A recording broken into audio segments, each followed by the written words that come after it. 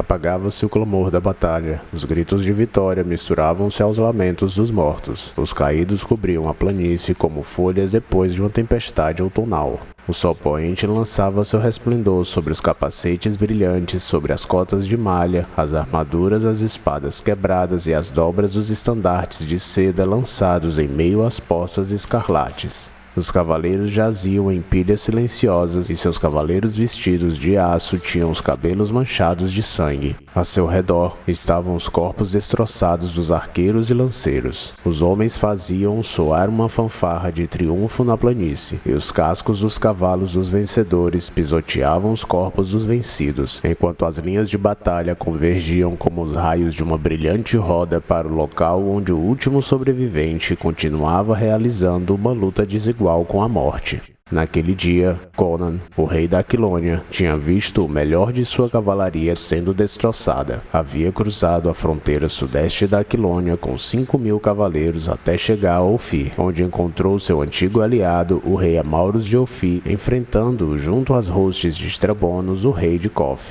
Percebeu a cilada tarde demais. Fez tudo o que podia fazer um homem com 5.000 cavaleiros contra 30.000 cavaleiros, arqueiros e lanceiros que serviam aos conspiradores. Lançou-se com seus cavaleiros armados sem arqueiros nem soldados de infantaria contra as tropas atacantes. Viu os cavaleiros das forças inimigas em suas brilhantes cotas de malha caindo diante das lanças. Destroçou uma parte de seus inimigos até que os atacantes finalmente cercaram-no. Os arqueiros chemitas de Estrabonos causaram estragos entre seus homens junto a seus cavalos, enquanto os lanceiros cofianos arremessavam-nos a solo. Finalmente, as forças de Conan foram vencidas porque seus inimigos superavam-nas em número. Os aquilonianos não fugiram, morreram no campo de batalha e, dos 5.000 cavaleiros que acompanharam Conan para o sul, nenhum só saiu vivo da planície de Chamar. E agora o rei estava à espreita entre os corpos dilacerados de seus homens. Apoiava as costas entre uma pilha de homens e de cavalos mortos. Os cavaleiros ofirianos, protegidos por suas cotas de malha douradas, faziam seus cavalos saltarem por cima dos cadáveres para atravessar de uma estocada a figura solitária, e vários chemitas de barbas negras, assim como alguns cavaleiros cofianos de pele escura, encontravam-se ao seu redor. Ouvia-se o som metálico do aço que crescia em intensidade. A figura do rei se sobressaía por cima da de seus inimigos, enquanto atacava com ferocidade de um animal selvagem.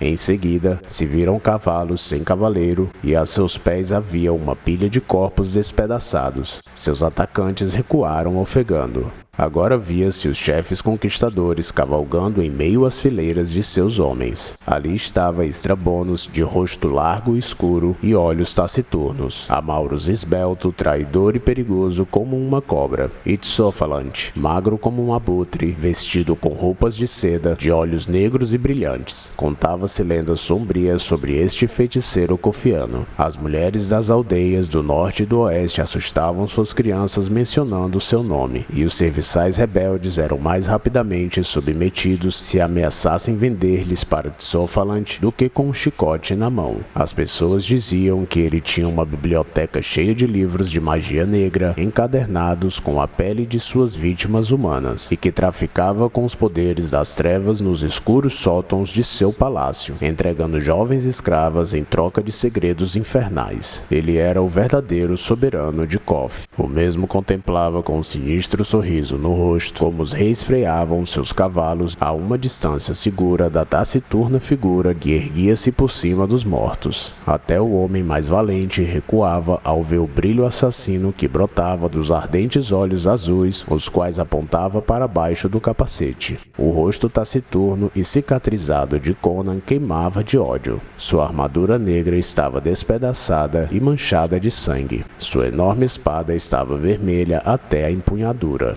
Naquele momento, havia desaparecido todo o rastro de civilização. Ali havia um bárbaro enfrentando seus vencedores. Conan era um nativo da Ciméria, um montanhês feroz e taciturno, originário de uma terra escura e nublada do norte. Sua vida e suas aventuras que o levaram até o trono da Aquilônia haviam transformado-se em lenda. Os reis mantinham distância e Estrabonus chamou seus arqueiros chemitas para lançarem flechas sobre o inimigo. Seus capitães haviam caído como grãos maduros diante da espada do Cimério, e Estrabonus, avaro de cavaleiros assim como de riquezas, estava furioso, mas Tsofa balançava a cabeça.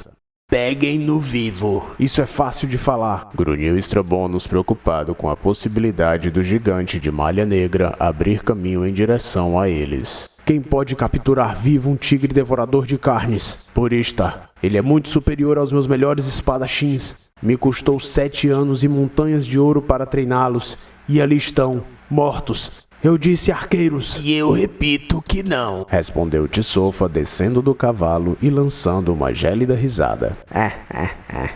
Ainda não se deu conta que meu cérebro é mais poderoso que qualquer espada? Passou através das fileiras dos lanceiros, e estes recuaram atemorizados, temendo tocar-lhe a túnica. Os cavaleiros emplumados também lhe abriram um caminho. Logo saltou por cima dos cadáveres e aproximou-se do rei. Os homens olhavam em silêncio, prendendo a respiração. A figura de malha negra erguia-se ameaçadora acima do homem magro de túnica de seda, brandindo a espada manchada de sangue. Ofereço-lhe a vida, Conan, disse Tsofa com um sorriso cruel nos lábios. E eu ofereço-lhe a morte, feiticeiro, grunhiu o rei, empunhando a espada com todas as suas forças. Um golpe feroz poderia ter partido o peito de Tsofa em 2, mas o feiticeiro aproximou-se de Conan com a rapidez de um raio e apoiou a sua mão aberta no antebraço esquerdo do bárbaro. A arma do gigante retorceu-se e este caiu pesadamente ao solo. Tsofa riu em silêncio. Levantem-no, não temam. As presas do leão foram cortadas. Os reis aproximaram-se e observaram atônitos o leão caído. Conan jazia inerte como um homem morto, mas miravam-nos com os olhos arregalados, cintilantes de fúria e desespero. O que fez com ele? Perguntou Amaurus nervoso. Tsofa mostrou o enorme anel que trazia no dedo de aspecto estranho. Apertou a mão e um dente de aço surgiu de dentro do anel que lembrava a língua de uma serpente. O anel foi introduzido no suco de lótus púrpura, que cresce nos pântanos assolados por fantasmas no sul da Estígia, respondeu o feiticeiro. Produz uma paralisia temporária em qualquer pessoa que o toque. Acorrentem-no e coloquem ele numa carroça. O sol está se pondo e já era hora de nos colocarmos a caminho de Córchemis. Estrabonus virou-se para seu general Arbanus. Regressaremos a Córchemis com os feridos. Só nos acompanhará uma tropa da cavalaria real. Você deve dirigir-se, ao amanhecer, às fronteiras aquilonianas para sitiar a cidade de Chamar. Os ofirianos lhe darão víveres para o percurso. Nos reuniremos a você, assim que possível, com os reforços. As hostes empreenderam a marcha em direção às pradarias que estavam próximas ao campo de batalha. Os cavaleiros cobertos de aço, os lanceiros, arqueiros, ajudantes de campo e os 2 reis e o feiticeiro dirigiram-se à capital de Estrabonus sob a noite estrelada, rodeados pelas tropas do palácio e acompanhados por uma longa fila de carroças carregadas de feridos. Numa dessas carroças ia Conan, rei da Aquilônia, acorrentado com amargo sabor da derrota na boca, e na alma a fúria cega de um tigre aprisionado. O veneno que havia paralisado seu poderoso corpo não tinha os mesmos efeitos em seu cérebro. À medida que a carroça no qual viajava atravessava as pradarias, sua mente pensava obsessivamente na derrota.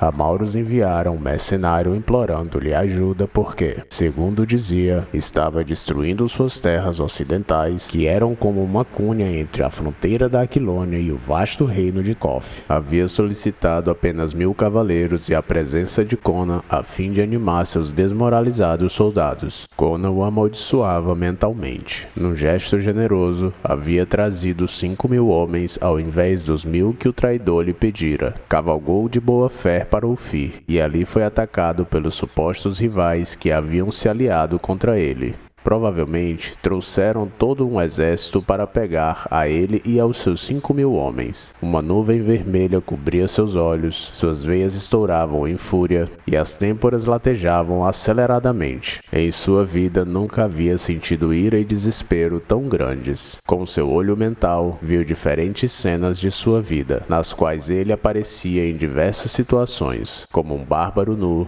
como um mercenário com espada, capacete e cota de malha, como um corsário numa galeria com proa em forma de dragão que abrira um caminho de sangue nos mares do sul, como capitão de exércitos vestidos com armaduras de aço, como rei sentado num trono dourado, com o estandarte do leão formando ondas ao vento e multidão de cortesãos ajoelhados. Mas vez ou outra, o movimento da carroça lhe devolvia o pensamento de sua situação atual, e empunha-se furioso pela traição de Amauros e a magia de Tisofa. Os vasos de suas têmporas estavam a ponto de explodir, e os gritos dos feridos enchiam-no de uma feroz satisfação. Cruzaram a fronteira de Ofir antes da meia-noite e, ao amanhecer, vislumbraram as brilhantes torres de Korchemish, destacadas contra o horizonte tingido de vermelho. Por cima delas, erguia-se a sombria cidadela que parecia uma mancha de sangue no céu. Era o castelo de Tisofa. Uma estreita rua de mármore, protegida por enormes portas de ferro, levava até a colina onde estava situado, dominando a cidade. Os declives da colina eram escarpados demais para que um homem pudesse chegar ao castelo por outro caminho que não fosse o de mármore. Das muralhas da cidade podia-se ver pequenas ruelas, mesquitas, minaretes, as tendas, os templos, as mansões e os mercados. Também se podia ver o palácio do rei, no centro de um enorme jardim cheio de árvores frutíferas e de flores, adornado com lagos artificiais e fontes prateadas. Por cima do palácio erguia-se a cidadela como um condor à espreita de sua presa. As enormes portas da cidade abriram-se com um ruído metálico, e o rei entrou em sua capital, rodeado por seus lanceiros, ao som de 50 trombetas. Mas não havia muita gente nas ruas, nem lançavam flores ao conquistador. Estrabonos havia chegado antes das notícias a respeito da batalha, e o povo, dedicado às suas ocupações do dia, ficou boquiaberto ao ver o rei de volta com um pequeno contingente, e não sabiam se ele voltava como vencedor ou como vencido. Conan, a quem estavam passando os efeitos da paralisia, ergueu a cabeça do fundo da carroça para admirar a cidade, a qual o povo chamava a Rainha do Sul. Havia pensado em visitá-la algum dia, à frente de um esquadrão com o estandarte do leão tremulando ao vento, mas ao invés disso, entrara acorrentado, sem armadura, e jogado dentro de uma carroça feito um serviçal. Riu em voz alta diante da ironia da situação, esquecendo por um momento de sua fúria, mas, para os nervosos soldados que conduziam a carroça, sua risada lhe soou como o grunhido de um leão despertando. Capítulo 2. Brilhante fábula de uma mentira desgastada. Fábula do direito divino. Recebeste em herança suas coroas, mas o sangue foi meu preço. Por Grom, não venderei o trono que consegui com sangue e suor, por vales cheios de ouro, nem a ameaça do inferno. Estrada dos Reis. Numa habitação da cidadela, com tetos abobodados de frisos e portas cheios de estranhas joias escuras, tinha no lugar um estranho conclave. Conan da Aquilônia, com o corpo coberto de sangue seco, estava diante de seus captores. De ambos os lados dele, havia uma dúzia de serviçais usando machados. Diante dele estava Tisofa e, sobre os divãs, encontravam-se Estrabonos e Amauros, vestidos de seda e ouro, cobertos de joias e cercados por jovens serviçais que lhe serviam vinho em taças de safira. Em forte contraste com a cena estava Conan, sério, manchado de sangue, quase nu, com grilhões nos membros e olhos azuis cintilantes sobre a negra cabeleira, dominava a cena sobrepondo a pompa e a falsidade dos conquistadores devido à vitalidade óbvia de sua personalidade. E os reis, apesar do seu orgulho e esplendor, eram conscientes disso e sentiam-se desconfortáveis. Apenas Tisofalante parecia imperturbável.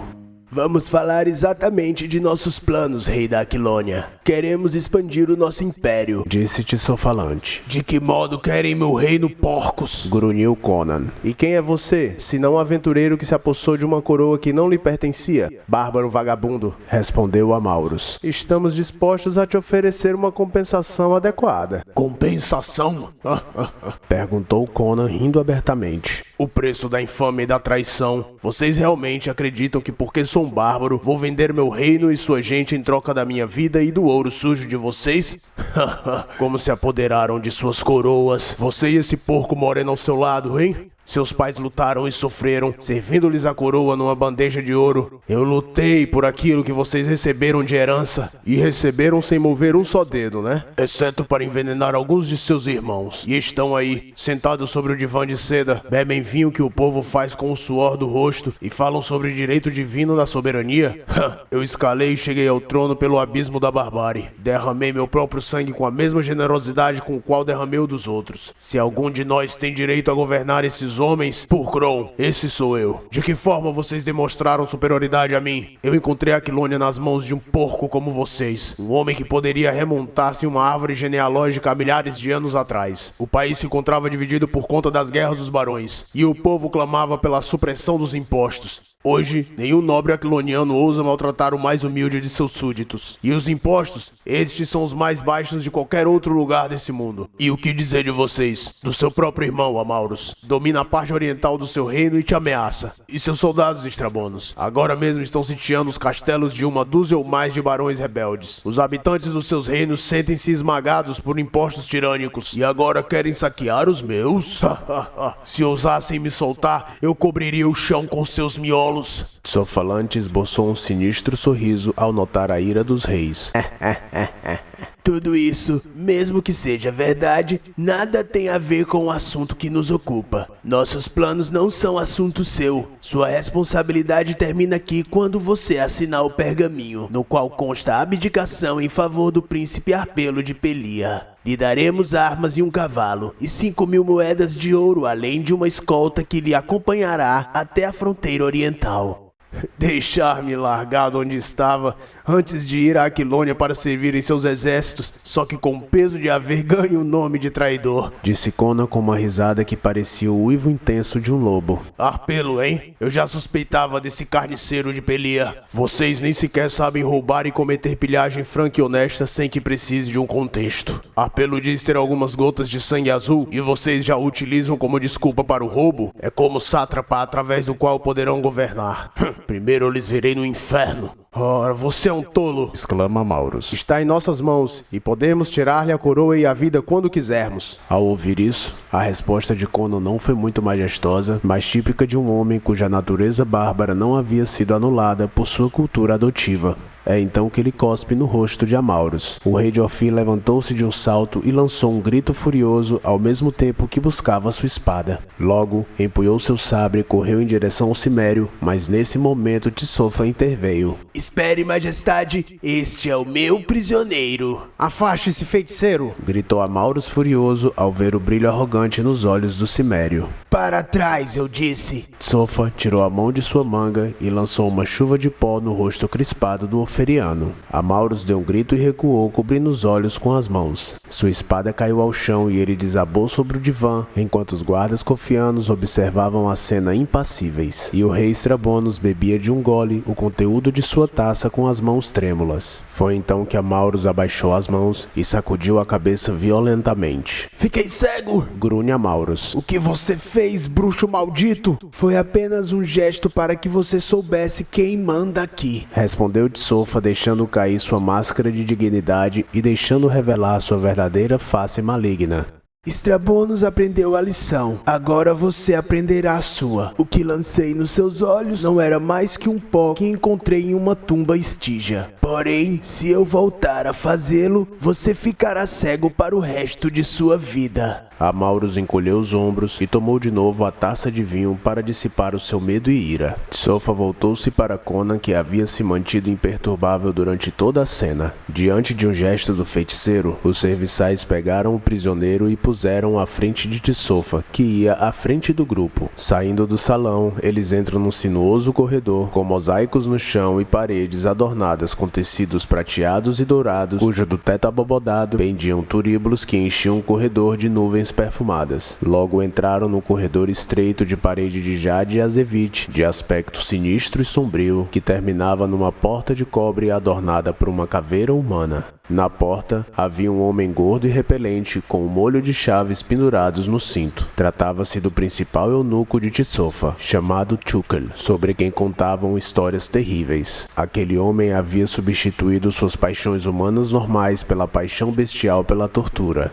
A porta de cobre levava a uma escada estreita que parecia afundar no interior da montanha sobre a qual a cidadela fora construída. O grupo desceu pelas escadas e parou à frente de uma imponente porta de ferro. Evidentemente, esta não levava ao ar livre, embora esta fosse construída para suportar o peso de uma ariete. Chukel abriu e, quando o fez, Conan notou a inquietação dos gigantes serviçais que aguardavam-na. Mesmo Chukel parecia um tanto quanto nervoso ao observar a escuridão que havia do outro lado. Além da enorme porta, havia outra barreira feita de enormes barras de aço. Esta estava fechada por uma engenhosa tranca que só podia ser acionada pelo lado de fora. Ao colocá-la em funcionamento, a grade introduzia-se na parede. Os homens entraram no extenso corredor, cujo chão, paredes e tetos abobodados pareciam esculpidos na rocha sólida. Conan se deu conta de que estava muito abaixo do nível do solo. A escuridão comprimia-se contra as tochas dos guardas como se fosse uma coisa viva e sensível, até que chegaram em um local e prenderam o rei em uma argola ligada a um muro de pedra. Puseram uma tocha no nicho acima da cabeça de Conan, de modo que o mesmo se viu rodeado por um tênue semicírculo de luz. Era nítido que os serviçais queriam partir. Sussurravam entre eles e olhavam aterrorizados à escuridão. Tsofa disse para saírem e eles se apressaram em cumprir a ordem, como se temessem que a escuridão pudesse assumir uma forma palpável e atacá-los pelas costas. Tsofalante virou-se para Conan e o rei percebeu com certo desassossego que os olhos do feiticeiro brilhavam na penumbra e que seus dentes pareciam as presas de um lobo que resplandeciam com branco fulgor em meio às sombras. Adeus, bárbaro, disse o feiticeiro em tom de zombaria. Preciso ir a chamar para presenciar o cerco. Dentro de 10 dias estarei em seu palácio, em Tarantia, com meus guerreiros. Quer que eu diga algo às suas mulheres antes de arrancar as suas delicadas peles, com as quais farei pergaminhos onde registrarei os triunfos de Tsothalante? Conan respondeu com um insulto cimério que faria estourar os ouvidos de um homem comum. Tsofa, por sua vez, esboçou um sorriso e saiu. Conan viu sua figura de abutre entre as barras enquanto ele punha a grade em seu lugar. Logo após ouviu o barulho da porta exterior se fechando, e então reinou-se o silêncio. Capítulo 3. O leão andou pelos salões do inferno. Sombras sinistras cruzaram o saguão averno, formas sem nomes e de hálito escaldante, monstros de bocarras abertas e gotejantes. As trevas gritaram com temor eterno, quando o leão espreitou os salões do inferno. Antiga balada.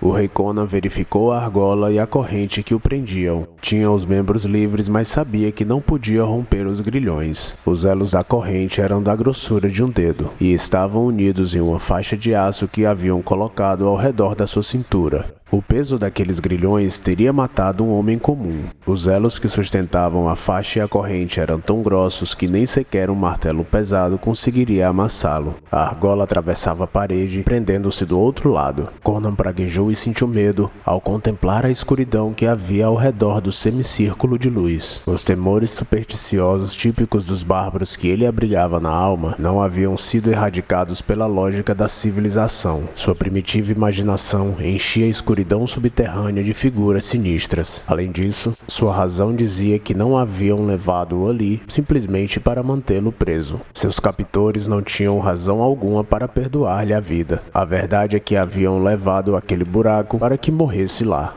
Amaldiçoou a si mesmo por ter recusado a sua oferta, mesmo que sua obstinada hombridade sentisse repugnância diante da ideia. E ele sabia que se o colocassem na mesma situação e tivessem dado outra oportunidade, sua resposta seria a mesma. Ele não venderia seus súditos a um carniceiro, e no entanto, só havia pensado em si mesmo ao conquistar o reino. É assim que funciona às vezes o instinto de responsabilidade de um soberano, mesmo que se trate de um saqueador com as mãos manchadas de sangue. Conan lembrou da última e abominável ameaça de Tiçofa e grunhiu furioso, pois sabia que não se tratava apenas de uma fanfarrice. Ele sabia que para o feiticeiro, os seres humanos tinham o mesmo valor que um inseto para um naturalista. Conan pensou nas suaves mãos que haviam o acariciado, nos belos lábios avermelhados que havia beijado, nos alvos e delicados seios que haviam tremido entre seus braços, cuja pele branca como marfim e rosada como uma pétala fresca seriam arrancadas.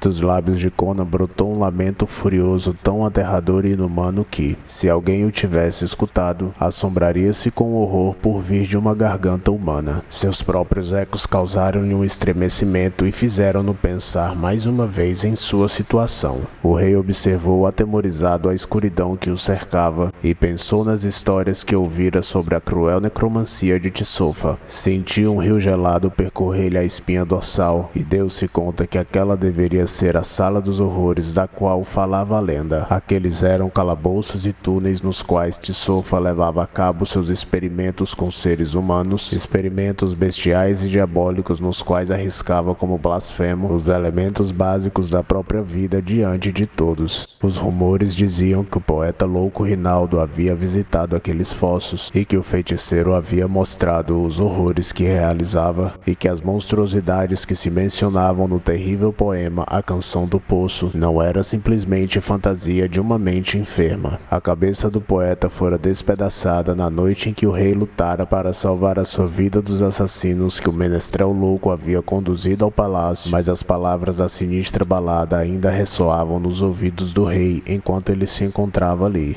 acorrentado. Só a ideia dos horrores que aludia à balada gelava-lhe o sangue. Foi então que nesse momento pareceu escutar um ruído, e todo o seu corpo ficou tenso em atitude alerta. O medo gelado tocou-lhe a espinha dorsal. Tratava-se do inconfundível som de escamas deslizando suavemente sobre a pedra. Um suor gelado encharcou-lhe o rosto quando vislumbrou além do semicírculo de luz uma forma vaga, enorme e espantosa ao qual não via nitidamente. Aquilo aproximou dele balançando, e grandes olhos amarelos cravaram-se nos seus. Lentamente, a coisa enorme e asquerosa com a cabeça em formato de cunha tomou forma diante de seus olhos arregalados. Da escuridão surgiram anéis cobertos por escama e logo perceberam o réptil mais asqueroso que vira em toda a sua vida. Era uma serpente enorme, com pelo menos 18 metros de comprimento, cuja cabeça era maior que a de um cavalo. Suas escamas brilhavam com fulgor gelado na penumbra. Certamente tratava-se de um réptil nascido na escuridão. Seus olhos eram malignos e enxergavam claramente. Agitou seus gigantescos anéis em frente ao prisioneiro, e a enorme cabeça agitou-se igualmente diante de seus olhos. Sua língua bifurcada quase tocou-lhe o rosto, e seu odor fétido lhe causava náuseas. Seus enormes olhos amarelos lançavam faíscas ardentes, e Conan os mirou com expressão de lobo encurralado. Lutou desesperadamente contra o louco impulso de agarrar-lhe o pescoço com as mãos e destroçá-lo.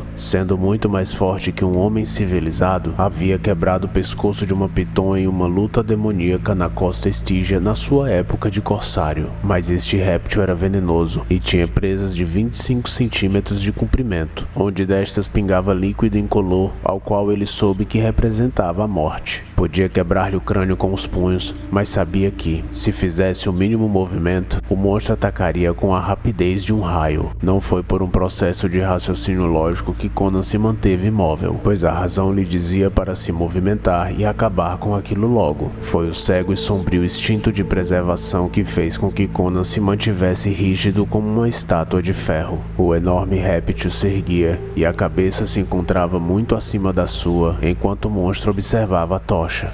Uma gota de veneno caiu sobre sua perna nua e sentiu como se uma adaga incandescente lhe tivesse cravado a carne. Relâmpagos vermelhos de dor sacudiram o cérebro de Conan, mas esse continuou imóvel. Não moveu um só músculo, nem piscou, apesar da dor que lhe causava o ferimento. Dor essa que deixou-lhe uma cicatriz para o resto de seus dias. A serpente se aproximou dele como se quisesse certificar-se de que a figura que estava ali, imóvel como um morto, pudesse estar viva. Então, súbita e inesperadamente, a porta exterior soou com um ruído metálico.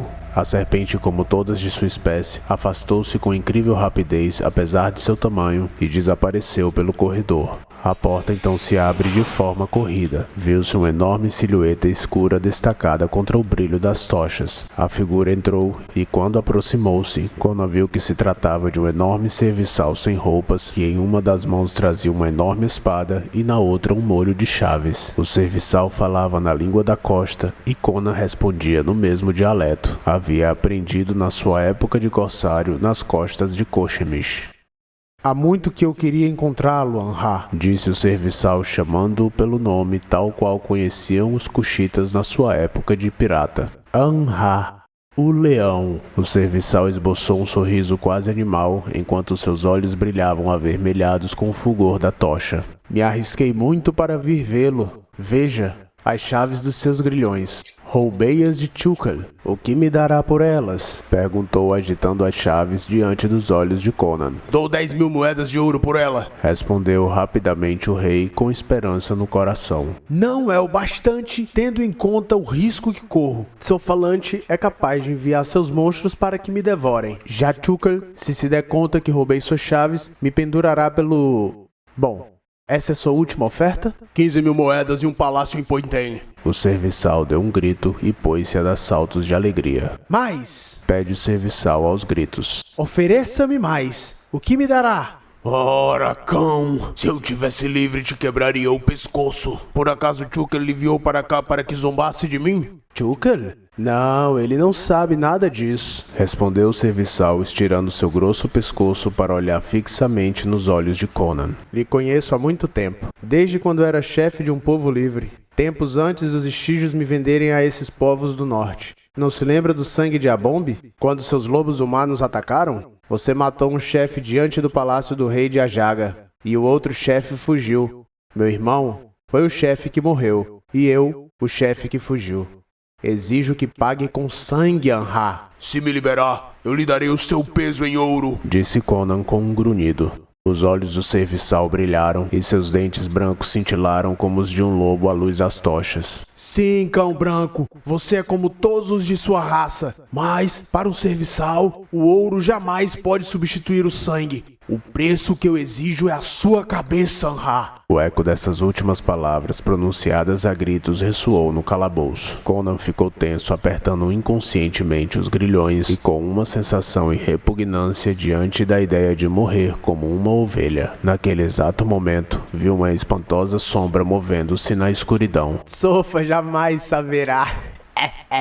Disse o serviçal, rindo como um demônio, demasiadamente cego de triunfo para perceber o que estava acontecendo ao seu redor, demasiadamente cego de ódio para notar que a morte balançava as suas costas. Ele não entrará nesse fosso até que os demônios tenham destroçado seus ossos. Terei sua cabeça, Anha. O serviçal separou suas pernas, que mais pareciam colunas de ébano, e empunhou sua enorme espada com as duas mãos. Naquele momento, a gigantesca sombra que havia em suas costas deu um salto, e a cabeça em forma de cunha golpeou com uma força tão grande que o impacto ressoou em todos os túneis. Da boca do serviçal não saiu um único som, apesar de seus lábios afrouxarem de dor. Conan viu a vida ir embora dos grandes olhos do serviçal, com a mesma velocidade que se apaga a chama de uma vela. O enorme corpo escuro caiu no chão e a coisa o envolveu com seus grandes anéis brilhantes. Pouco depois, Conan pôde ouvir o ruído dos ossos quebrando, e então algo fez seu coração bater aceleradamente. A espada e a chave caíram das mãos do serviçal e foram parar quase aos pés do cimério. Conan tentou se abaixar para recolhê-las, mas a corrente era curta demais. Quase afogado pelas batidas do seu coração, ele estirou o pé e agarrou as chaves com os dedos. Após isso, ele levanta o pé e consegue agarrá-las com as mãos, abafando com dificuldade um grito de alegria que aparecia acontecia entre seus lábios. Após manusear rapidamente as fechaduras, Conan se liberta, recolheu a espada do chão e olhou ao seu redor onde não havia mais do que escuridão.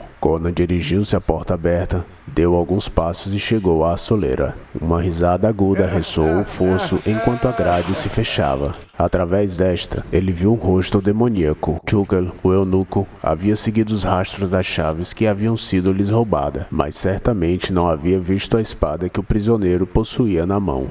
Conan solta uma blasfêmia e ataca com a rapidez de uma cobra. A enorme espada passou entre as barras e a risada de Tukel se transformara em um grito de agonia. O obeso eunuco inclinou-se para diante, como que fazendo uma referência ao seu assassino. Caiu ao chão com as mãos gorduchas, apertando as vísceras que saíam-lhe do abdômen. Conan grunhiu com selvagem satisfação, mas continuava prisioneiro. As chaves não serviam para abrir a fechadura, que só podia ser acionada do lado de fora. Tocou as barras e viu que eram duras como espadas. Se tentasse cortá-las, só iria destruir a sua única arma. Observando, notou marcas dentadas nas barras de ferro, como de dentes extraordinários, e perguntou-se com estremecimento se monstros terríveis haviam tentado forçar aquelas barras. Concluiu que só podia fazer uma coisa: buscar outra saída. Pegou uma tocha e avançou pelo corredor de espada em punho. Conan não viu nenhum rastro de serpente ou de sua vítima, a não ser por uma enorme mancha no chão de pedra. O cimério avançava sem fazer o menor ruído na escuridão. Escuridão essa moderada apenas pela luz oscilante de sua tocha.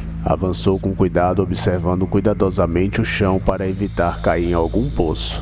De repente, ouvindo o pranto dilacerante de uma mulher, acreditou se tratar de mais uma das vítimas de Tisofa. Amaldiçoou o feiticeiro mais uma vez, voltou ao corredor menor e mais úmido, guiado pelo som que chegava aos seus ouvidos. Esse se fez cada vez mais nítido à medida que avançava. Levantou a tocha e viu uma silhueta nas sombras. Chegando mais perto, parou de repente, horrorizado ao ver a massa. Parecia um polvo, seus tentáculos disformes eram curtos demais. Seu corpo era como uma gelatina repugnante. Por cima daquela massa repugnante, despontava uma cabeça que parecia a de um sapo. Conan ficou petrificado de asco e de horror quando percebeu que o pranto havia vindo daqueles lábios repulsivos. O ruído se transformou numa risada abominável quando os enormes olhos do monstro repousaram sobre os de Conan.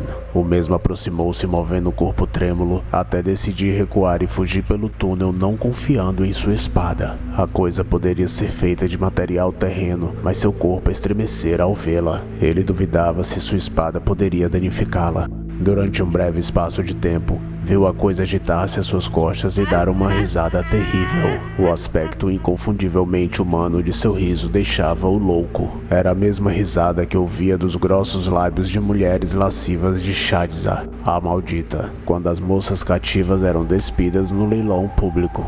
Por meios de artes místicas, teria Tisofa dado a vida àquele ser antinatural? Conan teve a estranha sensação de estar vendo uma blasfêmia contra as leis eternas da natureza. Correu em direção ao corredor principal, mas, antes de chegar a ele, cruzou um cômodo quadrado na encruzilhada de 2 túneis. Quando chegou na sala, viu que havia um pequeno vulto no chão. Então, antes que pudesse fugir, seu pé tocou em algo macio, fazendo-o cair de bruços no chão. A tocha escapuliu de sua mão e apagou-se ao cair no chão de pedra.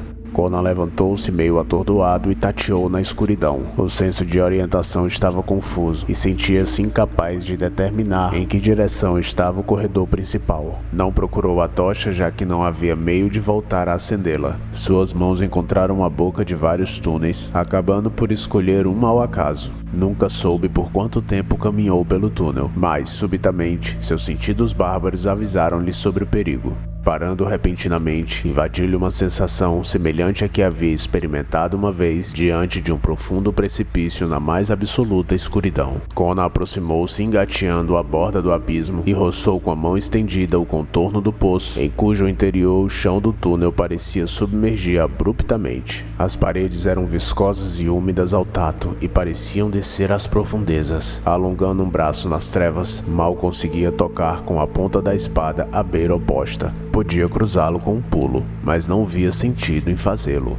percebeu que havia errado o túnel e que a galeria principal estava às suas costas. Enquanto esses raciocínios ocupavam sua mente, uma ligeira corrente de ar, um vento indefinido vindo do interior do poço, agitou-lhe a cabeleira. Tentou se convencer que aquele poço, de algum modo, entrava em contato com o mundo exterior, mas seus sentidos lhe diziam que algo antinatural estava ocorrendo. Não estava simplesmente na parte interna de uma montanha, estava ainda mais abaixo, bem abaixo das ruas da cidade. Como era possível, portanto, que um vento de fora submergisse das entranhas da terra e soprasse depois para cima? Uma tênue vibração acompanhava a misteriosa corrente, como o bater de tambores longínquos. É então que o rei da Aquilônia sente um calafrio. Lançou-se para trás erguendo-se e, ao fazê-lo, algo emergiu das águas do poço, mas Conan ignorava o que fosse. Não conseguiu ver nada na escuridão, porém uma estranha presença se fazia sentir com força indubitável. Uma inteligência invisível e intangível que pairava de forma maligna no ambiente. Conan deu meia volta e retornou pelo mesmo caminho que havia percorrido ao vir. À distância,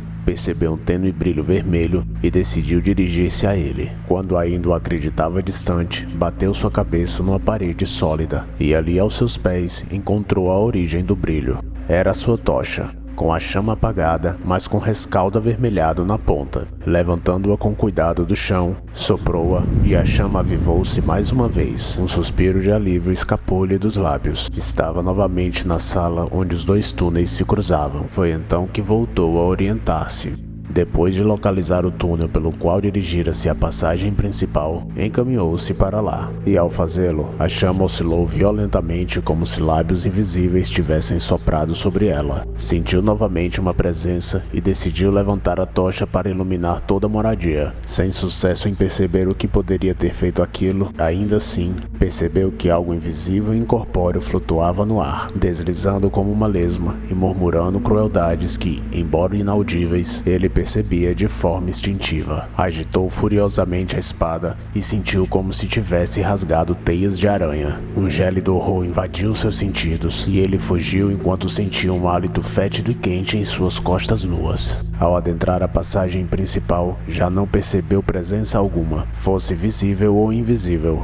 Esperava ver-se atacada a qualquer momento por seres diabólicos que emergissem da escuridão, com suas poderosas garras e dentes afiados. Nos túneis não reinava o silêncio. Das entranhas da terra, partiu em todas as direções, sons que pareciam vir de um mundo de loucos. Ouvia-se risinhos maliciosos, gritos de demoníaco regozijo, uivos de dar calafrios, e em uma ocasião, a inconfundível risada de uma hiena que degenerava numa série de palavrões e blasfêmias. Ouviu passos desformes e nas entradas dos túneis percebeu fugazmente o ir e vir de silhuetas indefinidas. Elas eram monstruosas e desformes, era como se tivesse descido ao inferno. Inferno esse resultado da mente de Tissofalante, mas aqueles seres indefinidos não entraram pela passagem principal. Embora Conan percebesse com toda clareza o ávido som de sucção de lábios salivantes e o fulgor de olhos famintos, e em seguida, soube a quem pertenciam. O som de algo que estava às suas costas deixou-o petrificado, e ele adentrou com salto às trevas um túnel, ao mesmo tempo que apagou a tocha em sua mão.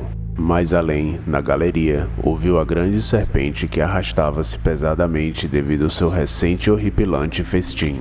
Bem próximo a ele, escutou o choramingar de algo que fugia atemorizado entre as sombras. Era evidente que a galeria principal construía o domínio de caça da enorme serpente, e que os demais monstros respeitavam seu terreno. Para Conan, a serpente era um horror menor comparado ao resto dos horrores que espreitavam-no. Conan quase sentia um sinal de simpatia pela serpente ao lembrar da coisa gotejante e viscosa que havia emergido do poço. Ao menos ela era algo terreno, era morte rastejante, mas só ameaçava com extermínio físico, e não psíquico e espiritual como os outros horrores. Uma vez que o monstro atravessava a galeria, o cimério prosseguiu com seu caminho, o qual considerava seguramente distante, e assim ele caminhou soprando a tocha a fim de reavivá-la.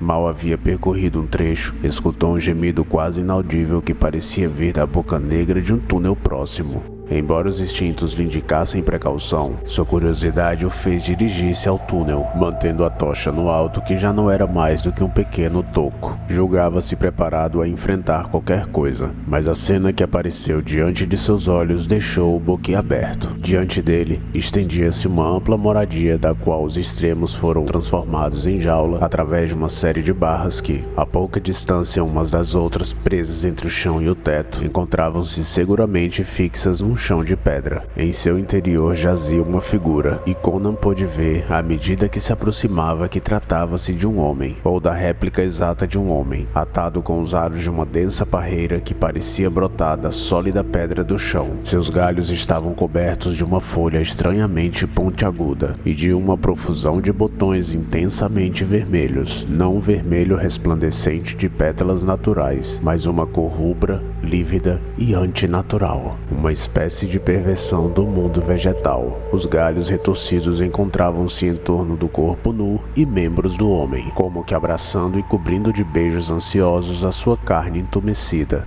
Um grande botão de flor cobria-lhe a boca, e de seus lábios entreabertos surgia um gemido natural e animal. A cabeça agitava-se como que presa de uma dor insuportável. Os olhos miravam Conan fixamente, mas não havia sinais de inteligência neles. Seu olhar era vítreo e vazio como os de um idiota. Repentinamente, o botão rubro se abriu e suas pétalas estalaram-se contra os lábios doloridos do homem. Os membros do infeliz se retorceram em angústia. Os aros da planta tremiam como que em êxtase, vibrando em toda sua extensão. Ondas de matizes maltáveis faziam sua cor tornar-se mais escura e mais maligna. Conan não entendia o espetáculo que apresentava-se diante de seus olhos, mas sabia que contemplava algum tipo de horror. Fosse aquilo homem ou demônio, o sofrimento do cativo comoveu seu coração impetuoso. Procurou um meio de entrar e encontrou uma pequena porta entre as grades fechada com um pesado cadeado. Abriu-a com uma das chaves que trazia e entrou na jaula. Naquele momento, as pétalas dos botões pálidos estenderam-se como a cabeça de uma cobra. Os aros sacudiram ameaçadoramente e a planta agitou-se subindo até ele. Aquilo não se tratava do cego crescimento da vegetação natural. Conan percebeu uma inteligência perversa e misteriosa. A planta podia vê-lo e seu ódio se sentia emanado em ondas quase palpáveis. Aproximou-se com cautela, mirou as raízes da planta que se tratavam de um talo repulsivamente flexível e mais grosso que a sua própria coxa. Enquanto as longas pétalas se dobravam em sua direção como um murmúrio, Conan brandiu a espada e de um só talho cortou o tronco. Logo o infeliz se sentiu violentamente lançado para o lado, enquanto a grande parreira se agitava e emaranhava-se como uma serpente cuja cabeça fora cortada, girando até transformar-se em uma bola disforme. As pétalas se debatiam e retorciam violentamente. As folhas vibravam como castanholas, e as pétalas abriam e fechavam continuamente, até que finalmente os galhos se estenderam flácidos e as cores vívidas empalideceram e ficaram opacas, enquanto o líquido branco e mal cheiroso gotejava do talo decepado.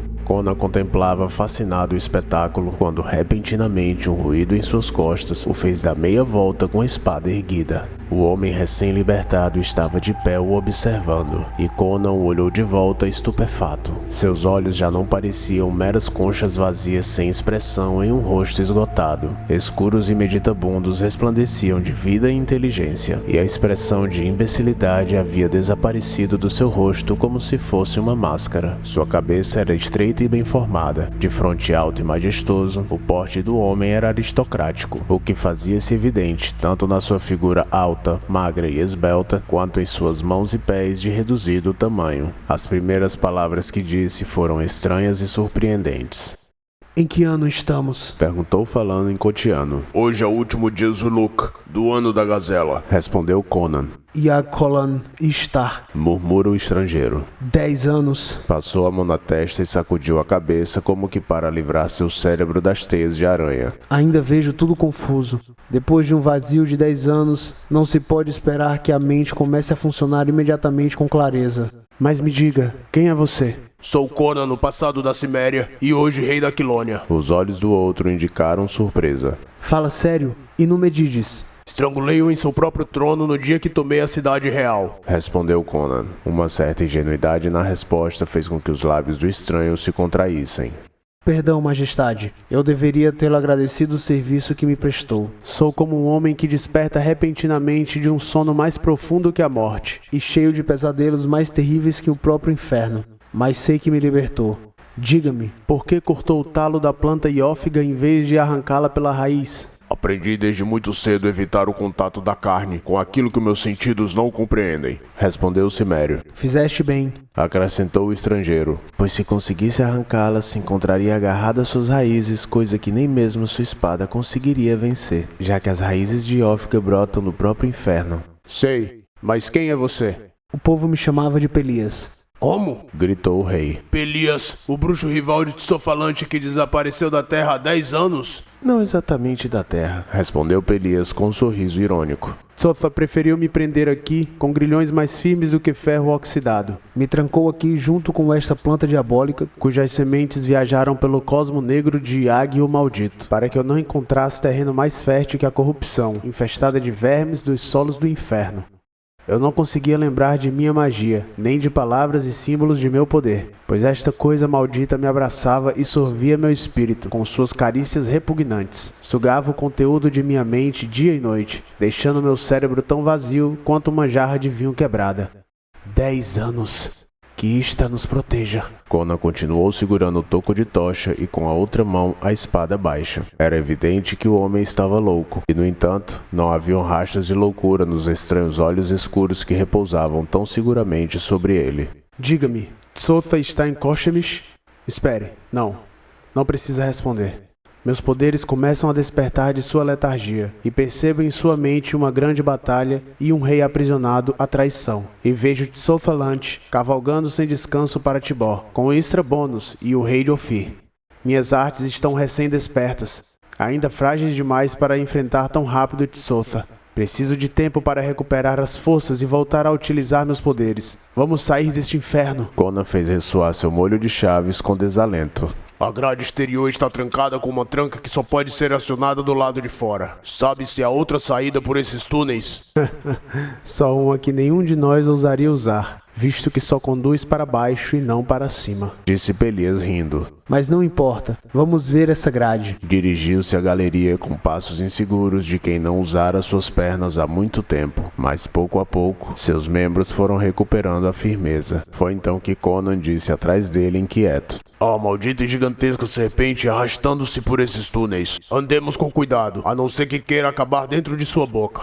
Lembro muito bem dela, respondeu Pelias com tristeza. Fui obrigado a contemplar como ela engolia 10 de meus acólitos que foram-lhe servidos como banquete. É Satha, a velha, o animal favorito de Tsofa. Por acaso aquele feiticeiro construiu esses malditos túneis sem outra finalidade a não ser o de abrigar esses malditos monstros? Perguntou Conan. Ele não escavou. Enquanto a cidade foi fundada, há 3.000 anos, já existiam nesta montanha e em seu redor as ruínas de uma cidade antiga. O rei Kossus V, seu fundador, edificou um palácio na montanha e, ao construir as adegas e os porões, chegou até uma porta murada. Depois de derrubá-la, descobriu essas passagens tal qual vemos agora. Mas seu grão-vizir encontrou um fim tão terrível neles que Kossus, tomado pelo terror, mandou fechar a entrada de novo. Disse que o vizir caiu num poço, mas mandou preencher as adegas e mais tarde ele mesmo abandonou o palácio. Construiu outro nos arredores da cidade, que também abandonou aterrorizado ao descobrir numa manhã um morfo negro espalhado no chão de mármore de seus aposentos. Depois partiu com toda a corte à parte oriental do reino e mandou erguer uma nova cidade. O Palácio da Montanha deixou de ser utilizado e logo transformou-se em ruínas. Quando Akuto I restabeleceu as glórias perdidas de Koshemish, ele construiu uma fortaleza aqui. A Tsofalante foi encomendada a tarefa de construir a Cidadela Escarlate e abrir outra vez o caminho para essas passagens. E qualquer que tenha sido o destino do grão-vizir de Kossus, Tsofa o evitou. Não caiu em nenhum poço, embora tenha descido a um no qual saiu com uma estranha expressão nos olhos, a qual nunca o abandonou. Eu já vi esse poço, mas nunca tentei buscar a sabedoria que abriga. Sou bruxo e muito mais velho do que os homens imaginam, mas também sou humano. Agora, no que diz respeito a Tsotha, dizem que uma dançarina de Shadza dormiu perto demais das ruínas pré-humanas das montanhas de Dagoth e despertou entre os braços de um demônio negro. Daquela união ímpia nasceu o maldito híbrido a quem os homens chamam de Tsothalant. De repente, Conan gritou e lançou-se para trás puxando seu companheiro. Diante deles, erguia-se a silhueta branca e resplandecente de Sata. Seus olhos brilhavam com ódio perpétuo. Conan contraiu todo o corpo para tentar um ataque desesperado e arremessou um lenho ardente contra aquele rosto diabólico, acertando-lhe um golpe certeiro com a espada. Mas a serpente não o fitava. Por cima do seu ombro, parecia contemplar o homem chamado Pelias, que permanecia com seus braços cruzados e sorrindo, e nos enormes olhos frios e amarelos da besta, o ódio foi dando lugar ao intenso pavor. Foi a única vez em sua vida que Conan viu aquela expressão nos olhos de um réptil.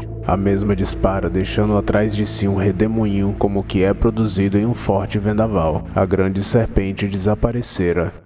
O que ela viu para se assustar tanto? Perguntou Conan, olhando inquietantemente seu companheiro. Os seres com escamas veem coisas que escapam aos olhos dos mortais, respondeu Pelias enigmaticamente. Você vê meu disfarce carnal, mas ela viu minha alma nua. Um calafrio percorreu as costas de Conan e ele perguntou-se, depois de tudo, se Pelias seria humano ou simplesmente outro demônio do abismo vestido com máscara humana. Cogitou a conveniência de traspassar o corpo do companheiro sem maiores hesitações, mas enquanto pensava, chegaram à grade de ferro que destacava-se contra o brilho das tochas que haviam do outro lado. Lá chegando, puderam observar que o corpo de Chukal ainda permanecia despencado e coberto por sangue escarlate. Pelias sorriu e Conan escutou sua gargalhada com desagrado. Pelos quadris abúrnios de Ishtar, veja quem é nosso porteiro. Ninguém mais, ninguém menos que o próprio Chukal. O nobre Chukal, que pendurou meus homens pelos pés e arrancou-lhes a pele a tiras enquanto soltava grandes gargalhadas. Está dormindo, Chukal? Por que está tão rijo? E por que sua barriga gordurosa está aberta de cima a baixo como a de um porco temperado? Está morto, sussurrou Conan inquieto ao escutar tão cruéis palavras. Vivo ou morto, nos abrirá a porta, disse Pelias em tom sarcástico, e dando vigorosa palma com as mãos gritou. Levante-se, Chukal, saia do inferno, erga-se do chão sanguinolento.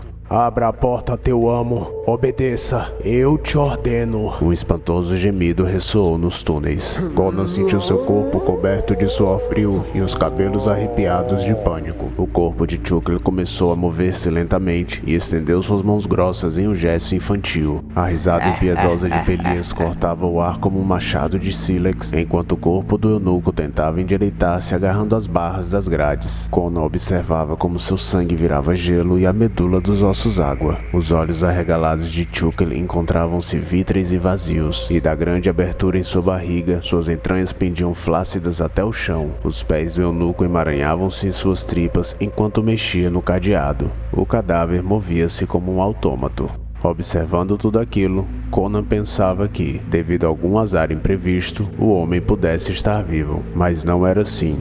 Estava morto, e havia-o estado por muitas horas. Pelias atravessou tranquilamente a porta aberta e o cimério lançou-se antecipadamente atrás dele, suando muito e fugindo daquela figura horrível que apoiava-se cambaleante contra a grade que mantinha aberta. O bruxo passou sem olhar para trás e Conan o seguiu. Tomado de horror e náuseas, não tinha dado meia dúzia de passos quando uma pancada surda o fez dar meia volta. O cadáver de Chukal jazia imóvel aos pés da grade. Já cumpriu seu dever e o inferno leva de novo, ressaltou Pelias satisfeito, fingindo não notar o tremor que passava sobre o corpo poderoso de Conan. Então ambos conduziram a escada abaixo, através da porta de bronze adornada com a caveira que coroava a escadaria. Conan segurava firmemente a espada, esperando a aparição de um tropel de serviçais, mas o silêncio reinava na cidadela. Atravessaram o corredor e chegaram à galeria que os turíbulos perfumavam com seu perene incenso, continuando a seguir sem ver ninguém.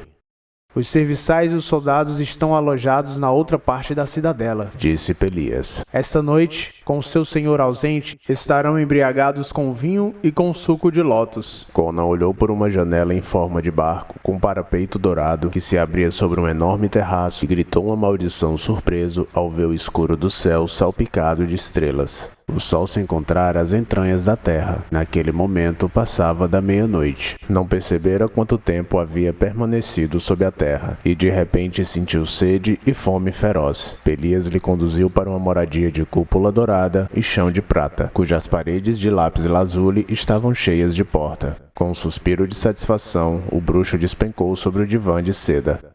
Sedas e ouro novamente, Disse Pelias com um suspiro. Tsofa pretende estar além dos prazeres da carne. É um meio demônio. Já eu sou humano. Apesar de minhas artes negras, gosto de comodidade e de um bom vinho. E foi dele que Tsofa se valeu para me capturar, me surpreendendo indefeso por causa da bebida. Pelo peito de marfim de Ista. Enquanto falo dele, esqueço que temos algo a comemorar. Sirva-nos um trago. Não, espere. Esqueci que é um rei. Eu lhe servirei. O inferno! Grunhiu Conan, enchendo uma taça de cristal e estendendo-a para Pelias. Depois, erguendo a jarra no alto, lançou um bom gole à boca, emendando suspiros de satisfação. O cão sabe o que é um bom vinho, Disse Conan, limpando a boca com as costas das mãos. mas por Crom, Pelias, vamos ficar aqui sentados até que os guardas acordem e nos cortem o pescoço? Não tema. Respondeu Pelias. Quer saber o que houve com Estrabonos? Uma faísca azul brilhou nos olhos de Conan, e o cimério apertou o punho de sua espada com tanta força que os nós dos dedos embranqueceram. Que vontade tenho de me encontrar com ele. Murmurou Conan.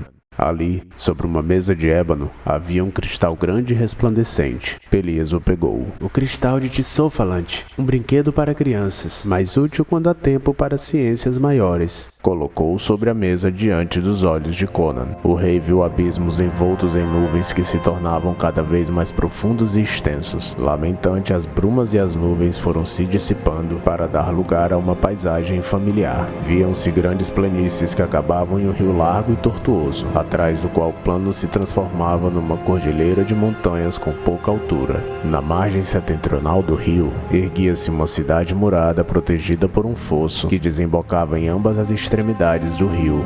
Por Crom! Exclamou o gigante de bronze. É chamar! Esses cães sentiram-na. Os invasores haviam cruzado o rio e o seu acampamento se distinguia na estreita planície que separava as montanhas da cidade. Seus guerreiros pulavam em torno das muralhas e a lua faiscava em suas cotas de malha. Das torres choviam flechas e pedras, e os soldados recuavam uma e outra vez, para em seguida voltar a avançar. Conan soltou uma blasfêmia e nesse exato momento a cena mudou. Entre a névoa densa apareciam os altos minaretes e as cúpulas douradas da cidade de Tarantia, onde reinava a desordem. Viu os cavaleiros de Pointen vestidos com armadura, seus mais leais partidários, a quem havia deixado para cuidar da cidade. Estavam atravessando as portas em suas montarias, vaiados e insultados pela multidão que se juntavam nas ruas. Viu saques e lutas, homens armados com insígnia de Pelia no escudo, dominando as torres e passeando pelos mercados. E por cima de tudo, como um quadro fantasmagórico, contemplou o rosto escuro e triunfante do príncipe Arpelo de Pelia. Logo, as imagens desvaneceram. Malditos sejam! Exclamou Conan. Meu povo se volta contra mim enquanto eu dou as costas. Não exatamente. Respondeu Pelias. Ouviram dizer que você morreu. Creem que ninguém pode protegê-los dos inimigos externos nem da guerra civil. Naturalmente, recorrem ao nobre mais poderoso para evitarem os horrores da anarquia. Não confiam nos homens de Pointen, pois se recordam de outras guerras, e Arpelo está lá, próximo a eles, além de ser o príncipe mais poderoso do reino central. Não importa. Quando regressar a Quilônia, ele não será mais do que um cadáver decapitado que apodrecerá no campo do traidor. Disse Conan, fazendo os dentes rangerem. Mas antes que consiga chegar à capital, talvez Estrabonos já o tenha feito, ou pelo menos seus cavaleiros já tenham devastado o seu reino. Praga! Conan praguejou, percorrendo a moradia como um leão enjaulado. Mesmo com o cavalo mais rápido, eu não conseguiria chegar a chamar antes do meio-dia. E uma vez ali, eu não faria mais do que morrer junto ao meu povo quando a cidade cair. O que ocorrerá em no máximo 2 dias. De chamar a Tarantia a 5 jornadas a cavalo, sem contar com a morte dos corcéis durante o caminho. Antes que eu pudesse chegar à capital e reunir um exército, Estrabonos estaria derrubando suas portas. Formar um exército será um verdadeiro inferno. inferno. Ao ouvir os rumores da minha morte, meus malditos nobres terão ido aos seus condenados feudos. E já que o povo expulsou Trócero de Pointen, não há ninguém que possa conter os anseios de Arpelo de apoderar-se da coroa e do tesouro da coroa. Ele deixará o reino nas mãos de Estrabonos em troca de um trono de marionete. Quando Estrabonos der as costas, ele tramará uma conspiração, mas os nobres não o apoiarão. Estrabonos terá uma culpa para anexar ao reino sem mais explicações. Por Kron e Miri Set, se eu tivesse asas para voar como um relâmpago para Tarantia. Pelias continuava sentado tamborilando a mesa de jade com os dedos. Ficou repentinamente suspenso e levantou-se como que guiado por um propósito determinado, ao mesmo tempo que pedia para Conan segui-lo. O rei obedeceu, submerso em pensamentos melancólicos. O bruxo levou-o para fora da moradia por umas escadas de mármore e ouro que conduziam ao pináculo da cidadela, à sua torre mais elevada. Era noite e um forte vento soprava do céu estrelado, agitando os cabelos negros do cimério. À distância, brilhavam as luzes de Korchemish, aparentemente mais remotas que as luzes das estrelas. Pelias se mostrava ensimesmado e reservado, em comunhão com a grandeza fria e inumana dos astros. Há criaturas, Disse Pelias, não apenas na terra e nos mares, mas também no ar e nos confins do céu. Seres que moram afastados da terra e ignorados pelos homens. No entanto, para aqueles que se atêm à palavra do Senhor e aos sinais e conhecimento que subjacem nela, tais criaturas não são malignas nem inacessíveis. Observe, não temas. Ergueu as mãos para o céu, proferindo um longo e misterioso chamado que pareceu reverberar interminavelmente no espaço, e logo diminuiu a intensidade e desapareceu, mas sem chegar a morrer totalmente, como se tivesse ido alojar-se cada vez mais longe em algum ponto inimaginável do cosmo. E no silêncio que se seguiu, Conan encontrou um repentino bater de asas sobre sua cabeça e recuou assustado quando uma criatura semelhante a um morcego pousou junto a ele. Pôde ver como seus olhos grandes e calmos contemplavam-no à luz as estrelas. As asas descomunais mediam pelo menos 9 metros, mas viu que não era um pássaro nem um morcego. Ele não conseguia compreendê-la. Monte-o, Disse Pelias. ao amanhecer estarás em Tarantia. Por Kron, Exclamou Conan. será isso tudo um pesadelo no qual despertarei no meu palácio de Tarantia? E o que será de você? Não posso abandonar-lhe a própria sorte e entre tantos inimigos. Não se preocupe comigo. Respondeu Pelias. Ao amanhecer, o povo de Korchemish saberá que tem um novo senhor. Não hesite em aproveitar o que os deuses lhe enviaram. Voltaremos a nos ver na planície de Chamar. Cheio de dúvidas, Conan montou no lombo rugoso do animal e agarrou-se a seu pescoço arqueado, ainda convencido de estar imerso em um fantástico pesadelo. Com um grande estampido de suas titânicas asas, a criatura elevou-se para os ares e o rei sentiu vertigens ao contemplar a seus pés as luzes da cidade. Capítulo 4. A mesma espada que corta o rei, corta as amarras do império. Provérbio aquiloniano.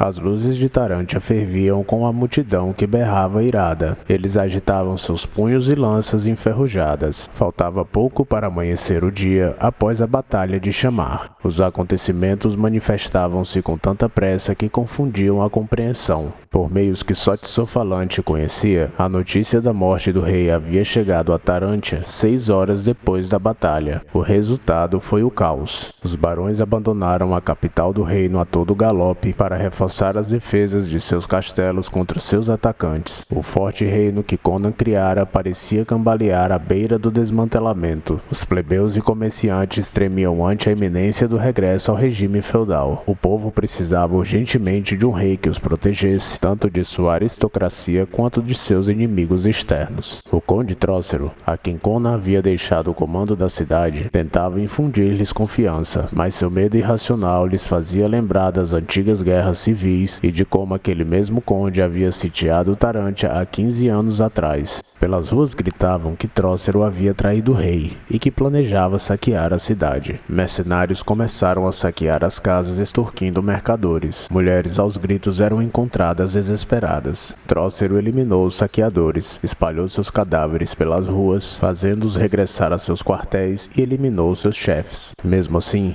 o povo continuava julgando precipitadamente e gritavam incessantemente afirmando que o conde havia provocado os distúrbios em benefício próprio. Príncipe Arpelo apareceu diante do desordenado conselho e anunciou que estava disposto a assumir o cargo de governo da cidade até decidirem quem seria o novo rei. Enquanto debatiam, seus agentes influenciaram sutilmente o povo que se agarrava a qualquer retalho de realeza. O conselho escutou a tormenta que havia fora do palácio, onde a multidão rugia, clamando: Arpelo, o Salvador, e se renderam. A princípio, Trócero se negou a entregar o comando, mas o povo levantou-se assobiando e berrando, lançando pedras e imundícies em seus cavaleiros. Vendo a inutilidade de uma batalha campal contra os defensores de Arpelo naquelas condições, Trócero atirou o cetro na cara de seu rival, pendurou chefes e mercenários na praça como último ato oficial e saiu a cavalo pelo portão sul, à frente de seus 1.500 cavaleiros armados. Ao se fecharem estrondosamente as portas às suas costas, a máscara de Arpelo caiu, revelando o sinistro semblante do lobo faminto. Estando os mercenários esquartejados ou escondidos em seus barracões, os dele eram os únicos soldados de Tarântia. Montado em seu cavalo no meio da grande praça, Arpelo proclamou a si mesmo rei da Aquilônia entre o clamor da enganada multidão. O chanceler Públio, que havia se oposto à mudança, foi lançado à prisão. Os comerciantes que haviam saudado com alívio a proclamação de um rei ficaram indignados ao ver que a primeira ação monarca era exigir-lhes um tributo abusivo. 6 comerciantes envaiados em uma comissão de protesto foram presos e decapitados sem cerimônia. A essa execução seguia um perplexo silêncio.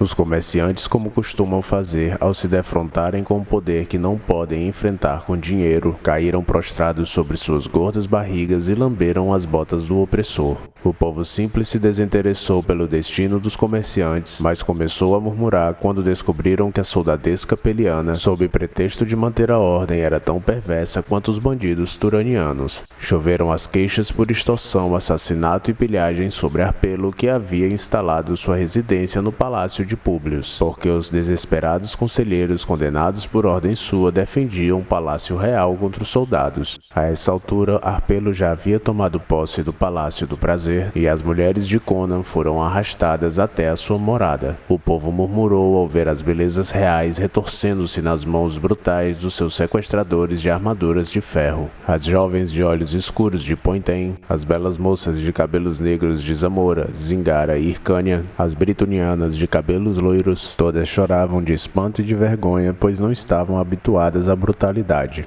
A noite caiu sobre a cidade perplexa e turbulenta, e antes que chegasse a meia-noite, se espalhou misteriosamente pelas ruas a notícia de que cotianos haviam vencido e que estavam golpeando os muros de Chamar. Alguém do misterioso serviço secreto de Tissofa havia dado com a língua nos dentes. O medo sacudiu o povo como um terremoto, e nem sequer pararam para pensar na bruxaria que possibilitara as notícias se propagarem tão velozmente. Se precipitaram diante da porta de Arpelo, exigindo-lhe que marchasse para o sul e fizesse o inimigo recuar até o outro lado de Tibor. Ele poderia ter ressaltado sutilmente que não tinha força suficiente e que não poderia formar exércitos até que os barões reconhecessem como justa a sua coroação, mas estava ébrio de poder e riu da cara deles. Um jovem estudante chamado Artemides subiu no pedestal na praça e acusou Arpelo de ser um instrumento de Estrabonos. Pintou um vívido retrato de como seria a vida sob o mandato cotiano, tendo Arpelo como sátrapa. E antes que ele terminasse, a multidão já grunhia de medo e gritava de raiva. Arpelo, em resposta, enviou seus soldados para que arrastassem o jovem, mas o povo avisou-lhe e fugiu com ele, rechaçando seus perseguidores com pedras e gatos mortos. Uma chuva de flechas acabou com o tumulto, e um ataque de cavaleiros semeou a praça de cadáveres. Mas Artemides conseguiu sair da cidade para rogar a Trócero que voltasse a tomar Tarântia e viesse ajudar Chamar. Artemides encontrou Trócero quando este levantava acampamento fora dos muros da cidade, pronto para marchar para Pointen, no extremo sudoeste do reino. Para as insistentes súplicas do jovem, respondeu que não tinha a força necessária para tomar Tarântia de assalto, mesmo contando com a multidão que havia em seu interior, nem a força suficiente para enfrentar Estrabonos. Além do mais, os nobres avarentos haviam saqueado Pointen às suas costas enquanto ele lutava contra os cotianos. Estando morto o rei, cada um homem deveria proteger o que era seu. Cavalgava para Pointen a fim de defender-se o melhor possível de Arpelo e seus aliados estrangeiros. Enquanto Artemides negociava com Trócero, a multidão percorria a cidade com fúria desesperada. O povo formava redemoinhos sob a grande torre que havia junto ao palácio real, brandando seu ódio a Arpelo, onde o mesmo permanecia nas ameias e ria-se deles, enquanto seus arqueiros se colocavam atrás de parapeitos e com balestras preparadas. O príncipe de Pelia era um homem robusto, de estatura mediana e de rosto severo e sombrio. Era um intrigante, mas também um lutador. Sob sua jaqueta de seda e as roupas com adornos metálicos na parte inferior e as mangas com renda, brilhava o aço polido. Seu longo cabelo negro era encaracolado, usava-o perfumado e preso na nuca, com faixas tecidas com fio de prata, e de seu quadril pendia uma enorme espada, cujo cabo com joias já estava desgastado por causa das batalhas e das campanhas. Idiotas! Gritem o quanto quiserem! Conan está morto e Arpelo é o rei! De nada importava se toda a Aquilônia se unia contra ele, pois o mesmo tinha homens suficientes para defender os poderosos muros até a chegada de Estrabonos. Mas a Aquilônia estava dividida. Seus barões lutavam uns contra os outros para se apoderarem dos tesouros de seus vizinhos. Arpelo só tinha que se ver com a desvalida multidão. Estrabonos abriria as débeis posições dos barões em guerra como um navio entre a espuma. Até sua chegada, a única coisa que precisava defender e conservar em seu poder era a capital do reino. Idiotas! Arpelo é o rei! O sol elevava-se por cima das torres do leste, e no sol rubro apareceu uma minúscula mancha que cresceu até adquirir o tamanho de um morcego, e logo de uma águia. A seguir, todos que viram proferiram gritos de assombro, já que por cima das muralhas de Tarântia desceu precipitadamente uma figura que os homens só conheciam através de lendas meio esquecidas, e de suas asas titânicas saltou uma figura humana, enquanto o animal gralhava por cima da grande torre. Logo, combate retumbante de asas foi embora, e o povo piscava pensando que estavam sonhando. Mas, nas ameias, via-se um homem de aspecto bárbaro, seminu, manchado de sangue e que brandia uma grande espada. Foi então que da multidão ergueu-se um grande rugido que fez as próprias torres cambalearem. O rei! O rei! É o rei! Arpelo estava totalmente pasmado. Logo, com um grito, desembaiou sua espada e saltou em direção a Conan. Com um rugido, o cimério deteve o golpe da cintilante lâmina, deixando cair sua própria espada, e agarrou o príncipe, erguendo-o por cima de sua cabeça, segurando pelo pescoço e pernas. Leve suas conspirações para o inferno! Rugindo, Conan lançou o príncipe de Pelia para longe como se fosse um saco de sal, deixando-o cair de uma altura de 36 metros. O povo recuou enquanto o corpo se precipitava no vazio, e espatifava-se no pavimento de mármore, respingando sangue e miolos. Lá ele ficou, com a armadura esmagada, assim como um escaravelho pisoteado. Vendo a cena, os arqueiros perderam sangue frio, se acovardando e fugindo. Os conselheiros sitiados saíram dos palácios e despedaçaram-nos com alegre desenvoltura. Os cavaleiros e homens de armas tentaram ficar a salvo nas ruas, mas a multidão os esquartejou. A luta invadia a cidade. Os capacetes emplumados e as vísceras de aço sacudiam-se violentamente entre as cabeças desordenadas e logo desapareciam. As espadas se batiam freneticamente numa ondulante floresta de lanças, e por cima de tudo isso se elevava o rugido da multidão. Os gritos de aclamação misturavam-se com os berros que manifestavam sua sede de sangue e gemidos de agonia. E bem acima de tudo aquilo, a figura nua do rei sacudia e movia-se sobre as ameias vertiginosas, estremecido por uma risada gutural que zombava de todos, da multidão, dos príncipes e inclusive de si mesmo. Capítulo 5. Dei-me um arco longo e forte, e escureceremos o céu. A flecha em sua mosca, a corda esticada, e o rei de Cofe como alvo. Canção dos arqueiros bolsonianos. O sol do entardecer refletia nas águas plácidas de Tibó, que banhavam os bastiões do sul de Chamar. Os olheiros defensores sabiam que pouquíssimos deles voltariam a ver o nascer do sol.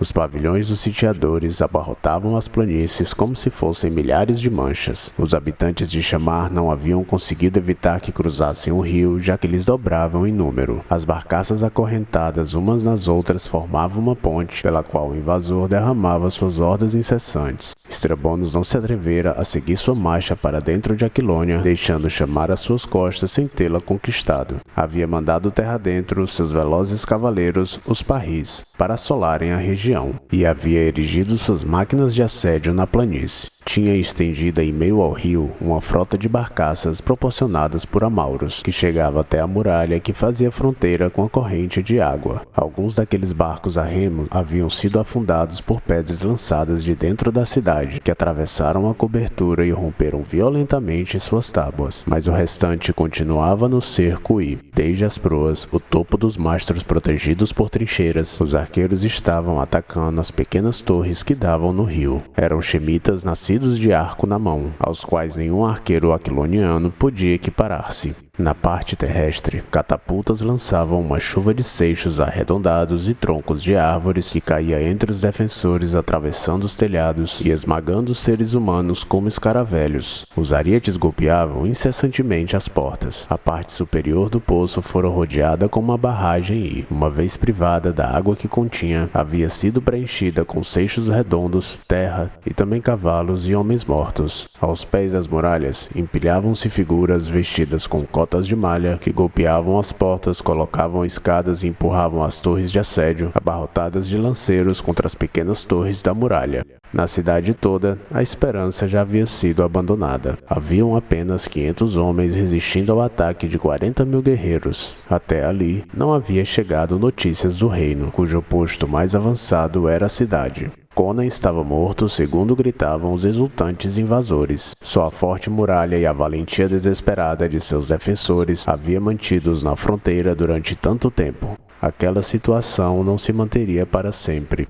O muro ocidental era uma pilha de resíduos sobre os quais os defensores tropeçavam lutando corpo a corpo contra os invasores. Os demais muros começavam a despencar devido às minas cavadas sob eles, enquanto as torres se inclinavam feito bêbadas. Os atacantes já se aglomeravam para arremeter. Foi quando soou as trombetas e os soldados vestidos de aço organizaram-se para o combate na planície. As torres de assédio cobertas de peles de touro começaram a girar estrondosamente. A população de Chamar viu os estandartes de Kof e Ofi tremularem um ao lado do outro no centro, e distinguiram a figura magra e sinistra de Amauros com sua cota de malha dourada, e a silhueta rechonchuda de Estrabonos, coberto por uma armadura negra entre seus reluzentes cavaleiros. Entre ambos, se viu uma pessoa que fez os mais valentes empalidecerem de terror, uma figura de abutre com uma túnica transparente. Os lanceiros se adiantaram e derramaram-se sobre o terreno como ondas cintilantes de um rio de aço líquido. Os cavaleiros galoparam para a frente com as lanças levantadas e os estandartes ao vento. Os guerreiros que estavam sobre os muros respiraram fundo, encomendaram a alma à mitra e agarraram suas armas sem fio e manchadas de sangue.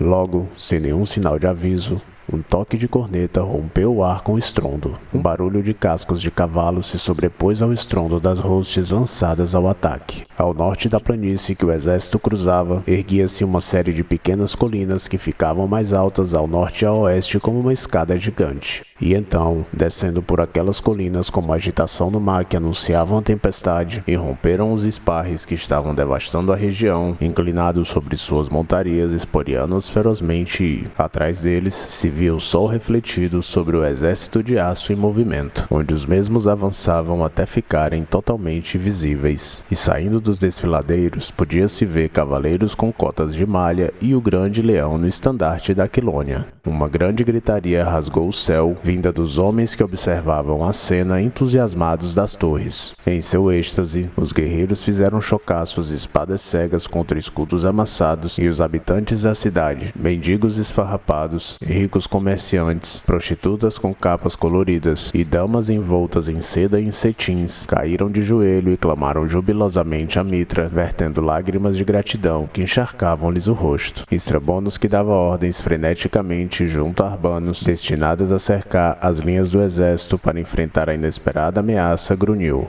Ainda somos o dobro deles em número. A menos que tenham reservas escondidas nas colinas, os homens das torres de assédio podem proteger-os da cidade. São pontanianos. Devíamos ter imaginado que Trócero tentaria alguma louca bravata como esta. Então Amauros exclamou sem acreditar: Eu vejo Trócero e seu capitão Próspero, mas... Espere!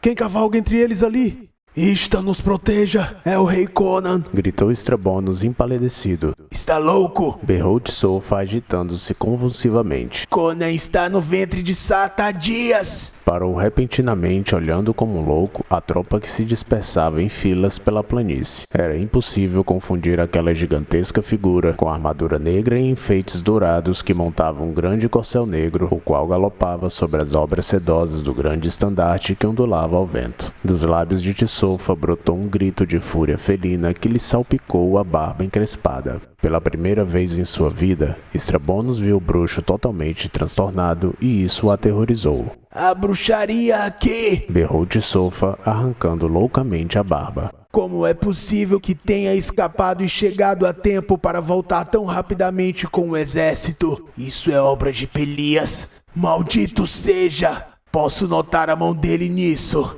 Maldito seja eu por não tê-lo matado quando pude. Os reis ficaram boquiabertos diante da menção de um homem que acreditavam ter morrido há 10 anos. O pânico que emanou dos chefes sacudiu as tropas. Todos reconheceram o montador do corcel negro. Tsofa percebeu o terror supersticioso de seus homens e a fúria deu aspecto infernal ao seu rosto. Ao ataque! Berrou Tsofa, agitando loucamente os braços delgados. Ainda somos mais fortes. Aguentemos e esmaguemos estes cães. Ainda podemos festejar a vitória nas ruínas de Chamar esta mesma noite. Ó Sete! Levantou as mãos e invocou o Deus Serpente para o horror até de Estrabonos. Assegura-nos a vida. Eu juro que te oferecerei 500 virgens de Chamar, torcendo-se no próprio sangue. Enquanto isso, o exército havia se dispersado pelas planícies, e junto aos cavaleiros havia o que parecia ser um segundo exército irregular, montado em velozes cavalos. Os mesmos desmontaram e entraram em formação a pé. Eram os imperturbáveis arqueiros bossonianos e os hábeis lanceiros da Gunderlândia, cujas cabeleiras leoninas despontavam sobre os capacetes de aço. O exército que Conan havia reunido nas enlouquecidas horas que seguiram ao seu regresso à capital era uma tropa multicolorida. Havia conseguido com grande esforço apartar a enfurecida multidão dos soldados pelianos que se defendiam nos muros externos de Tarantia, dos quais havia alistado ao seu serviço.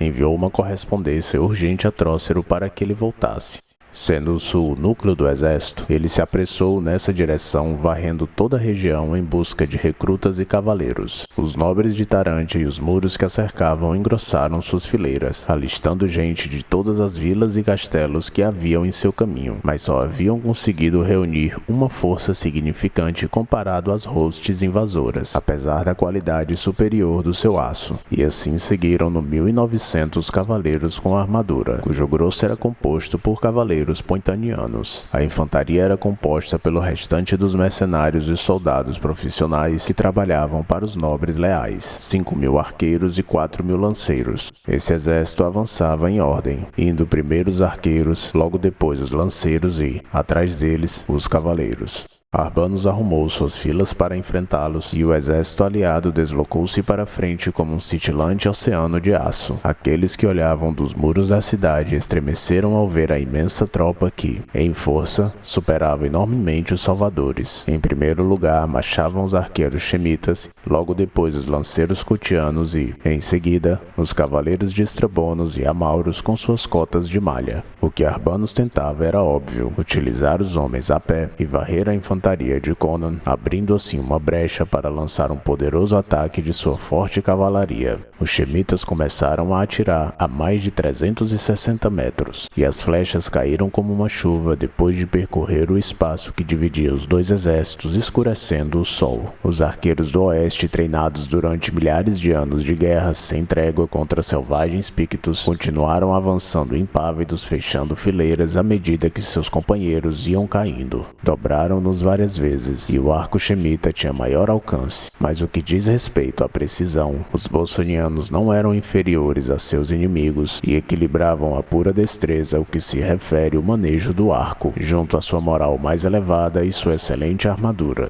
Quando ficaram à distância correta, lançaram as flechas e os chemitas caíram aos montes. Os guerreiros de barbas negras com suas leves cotas de malha não podiam suportar o tormento como os bossonianos, cujas armaduras eram mais resistentes. Se dispensaram jogando seus arcos ao solo, e sua fuga causou desordem sobre as filas de guerreiros cotianos que seguiam-nos. Ao faltar-lhes o apoio dos arqueiros, esses homens armados caíram a centenas ante as flechas dos bolsonianos e, ao atacarem desordenadamente em busca do corpo a corpo, foram recebidos pelas longas hastes dos lanceiros. Não havia infantaria capaz de perturbar os selvagens homens da Gunderlândia, cuja terra natal, a província mais setentrional da Aquilônia, estava apenas a um dia de cavalo da Ciméria através das fronteiras bolsonianas. Criados para a luta, era o povo de raça mais pura entre os riborianos. Os lanceiros cotianos, atordoados pelas baixas produzidas pelas lanças, foram destroçados e recuaram em debandada. Estrabonos rugia de fúria ao ver rechaçada a sua infantaria e ordenou aos gritos que fizessem um ataque total. Arbanos punha objeções, ressaltando que os bolsonianos estavam reorganizando-se à frente dos cavaleiros aquilonianos que haviam permanecido imóveis sem descer de seus corcéis durante o enfrentamento. O general aconselhou uma retirada temporária para fazer com que os cavaleiros saíssem da cobertura que os arqueiros lhes proporcionavam, mas Estrabonos estava louco de fúria. Olhou as amplas fileiras reluzentes de seus cavaleiros e, contemplando o punhado de figuras cobertas por cota de malha à sua frente, ordenou a Arbanos que desse o ataque. O general encomendou sua alma ista e fez soar a trombeta dourada. Com rugido retumbante, a floresta de lanças se pôs em riste e a imensa tropa arremeteu, atravessando a planície, recebendo um impulso cada vez maior. Toda a planície sob a estrondosa avalanche de cascos e o brilho do ouro do aço impressionou aos que observavam das torres de Chamar. Os esquadrões sucaram as desalinhadas fileiras de lanceiros, atropelando igualmente a amigos e inimigos, e se precipitaram sobre as rajadas de flechas que lançavam-lhes os bolsonianos. Cruzaram a planície com um ruído trovejante, resistindo encarniçadamente à tormenta que semeava seu caminho com cavaleiros reluzentes, como se fossem folhas caídas no outono. Logo irromperiam com cavalos por entre os bolsonianos, ceifando-os como trigo. Mas a carne não podia suportar durante muito tempo a chuva mortal que destroçava-os e rugia violentamente entre suas fileiras. Os arqueiros continuavam de pé, ombro a ombro, a pernas firmes, lançando flecha após flecha como um só homem e proferindo breves gritos a plenos pulmões. Toda a primeira fila de cavaleiros desapareceu e, tropeçando nos corpos moles de cavalos e montadores, seus colegas cambalearam e caíram para a frente. Arbanos havia morrido, tinha uma flecha na garganta e seu crânio fora esmagado pelos cascos dos cavalos moribundos. A confusão percorreu as tropas desorganizadas. Estrabonos gritavam uma ordem a Maurus outra, e todos sentiam um terror supersticioso que lhes fora despertado ao ver a figura de Conan. E quando as hostes formavam redemoinhos, confusas soaram as trombetas do exército de Conan. Entendendo a ordem através das fileiras abertas dos arqueiros, lançou seu ataque a terrível carga de cavaleiros aquilonianos. Os exércitos foram sacudidos pelo que parecia ser um terremoto que fez estremecer as oscilantes torres de Chamar. O desorganizado esquadrão dos invasores não podia deter o impulso da cunha de aço sólido eriçado de lanças, que precipitou-se contra eles como um raio. As longas lanças dos atacantes trituraram suas fileiras e os cavaleiros de Pointen entraram no coração das tropas inimigas, manejando suas terríveis espadas com ambas as mãos. O fragor e o estampido do aço era como o de 1 milhão de marretas golpeando um número igual de bigornas. Os que olhavam das muralhas estavam atordoados e ensurdecidos pelo estrondo. Agarravam-se às ameias e observavam um fervente redemoinho de aço no qual sacudiam os penachos que conseguiam erguer-se por entre as brilhantes espadas. Os estandartes cambaleavam e tombavam.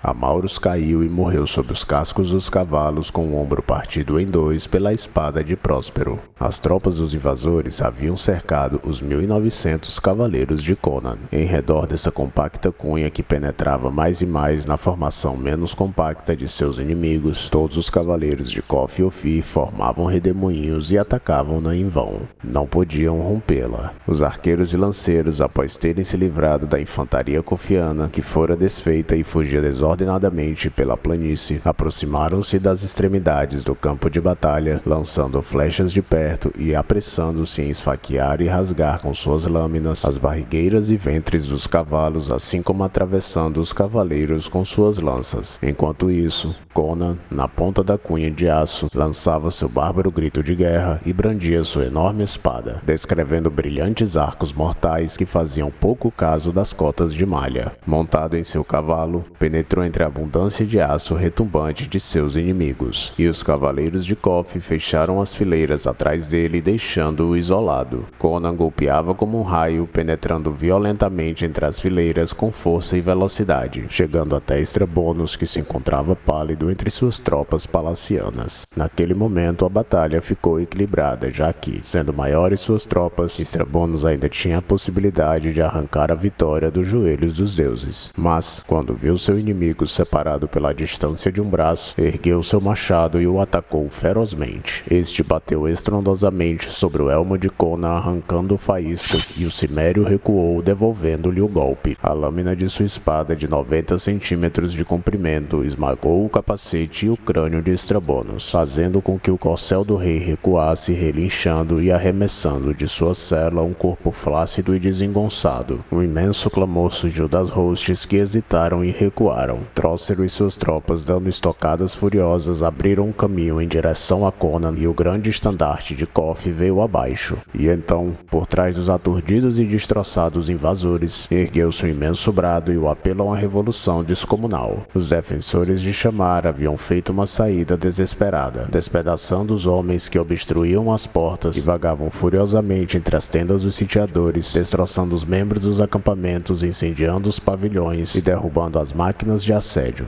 Esta teria sido a gota d'água. O reluzente exército correu desesperadamente e os furiosos conquistadores esmagaram-nos em sua fuga. Os fugitivos correram para o rio, mas os homens que compunham a frota de pequenos barcos, perseguidos ferozmente pelas pedras e dardos que os reanimados cidadãos lançavam, soltaram as cordas e remaram para a margem sul, abandonando seus colegas à própria morte. Muitos deles ganharam a margem, precipitando-se pelas barcaças que serviam de ponte, até que os homens de Shamar cortaram as amarras e separaram-nas da margem. E então, a luta virara uma chacina. Os invasores, empurrados até o interior do rio, no qual se afogavam dentro de suas armaduras, ou derrubados a golpes ao longo da margem, padeciam aos milhares. Haviam prometido não dar trégua, tampouco receberam-na. Do pé das colinas até a margem de Tibó, a planície estava coberta de cadáveres, e o rio tingido de vermelho transcorria abarrotado de mortos. Dos 1.900 cavaleiros que haviam cavalgando para o sul com Conan, só restaram vivos 500 que puderam se vangloriar de suas cicatrizes. A matança de arqueiros e lanceiros fora espantosa. A numerosa e brilhante tropa de Amauros e Estrabonos fora exterminada, e os que fugiram foram menos do que os que morreram. Enquanto a matança se prolongava ao longo do rio, tinha lugar um último ato de um encarniçado drama na várzea do outro lado. Entre os que cruzaram a ponte em barcaças, antes desta ser destruída, encontrava-se Tissofalante, que galopava feito vento sobre um corcel esquálido de estranho aspecto, cuja velocidade não poderia ser igualada por a de um cavalo terreno. Fugindo implacavelmente, deixando para trás amigos e inimigos, chegou à margem sul e então, ao voltar à vista, encontrou uma figura austera sobre um alazão negro perseguindo-o furiosamente. Já haviam cortado as amarras e os barcos começavam a se separar uns dos outros, ficando à deriva. Mas Conan avançou com temeridade, fazendo seu corcel saltar de um bote a outro, como o homem salta de um gelo flutuante para outro. Tissofa então grita uma maldição. Nesse momento, o enorme cavalo dá um último salto, relinchando pelo esforço e ganhando a margem sul. A maldição teria sido rogada tarde demais. O bruxo iniciou a fuga para a pradaria e, atrás dele, o rei, cavalgando furiosamente em silêncio, brandindo a enorme espada que ia deixando um rastro de gotas rubras. E assim continuaram a presa e o caçador. Embora o corcel negro não conseguisse chegar perto, apesar deste estender cada um de seus músculos e nervos, galopou em perseguição sobre a terra, cujo qual o sol se punha, com a luz difusa projetando sombras enganosas, até que a visão e o som da matança dissiparam-se lançou-se atrás deles. Naquele momento, apareceu no céu um ponto negro que, ao aproximar-se, transformou-se numa enorme águia. Planou velozmente sobre a cabeça do cavalo de Tiçofa. Este relinchou terrivelmente, empinando e arrancando o cavaleiro da sela. O velho Tiçofa se pôs de pé, enfrentando seu perseguidor. Tinha os olhos de uma serpente enlouquecida e seu rosto parecia uma máscara de fúria animal. Trazia em cada uma de suas mãos algo que brilhava, algo que Conan sabia que continha a morte. Destemido, o rei desmontou e acelerou o passo em direção ao seu rival, brandindo sua enorme espada, enquanto o ruído metálico de sua armadura ressoava a cada passo. Voltamos a nos encontrar, bruxo, disse Conan sorrindo de forma selvagem. Afaste-se de mim! Gritou Tiçofa como um chacal excitado pelo sangue. Arrancarei a pele de seus ossos. Não conseguirá vencer-me. E mesmo que me corte em pedaços, as partes de minha carne e ossos voltariam a juntar-se e lhe perseguiriam até a morte. Eu posso ver a mão de Pelias nisso tudo, mas desafio a ambos. Sou Tiçofa, filho de...